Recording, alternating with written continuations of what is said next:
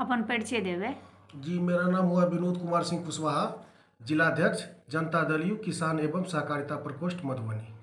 आई मधुबनी के स्थापना दिवस अछि और आजुक जे छै से संदेश छै जल जीवन हरियाली। चूँकि अहाँ किसान से जुड़ल छियै तऽ की कहऽ चाहबै आजुक दिन? सबसे पहले तो स्थानीय जिला पदाधिकारी को मैं दिल से आभार व्यक्त करना चाहूँगा, क्योंकि हमारे माननीय मुख्यमंत्री जी का जो मिशन है जल जीवन हरियाली, उसके तहत उन्होंने स्थापना दिवस पर आज जल जीवन हरियाली जो मोटो के रूप में उन्होंने पेश किया।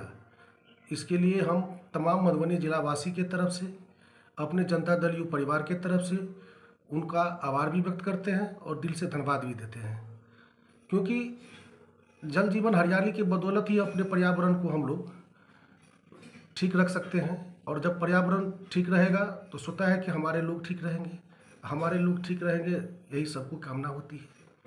इसीलिए मैं पुनः बार बार अपने जिला प्रशासन को धन्यवाद देता हूं कि उन्होंने जो एक जागृति पैदा की कि पेड़ को कैसे सुरक्षित करना है, जल जीवन हरियाली के ऊपर कैसे काम करना है, इस तरह की जो जागरूकता उन्होंने लोगों को बताया है, पैदा की है, इसके लिए पुनः बार बार उनको धन्यवाद।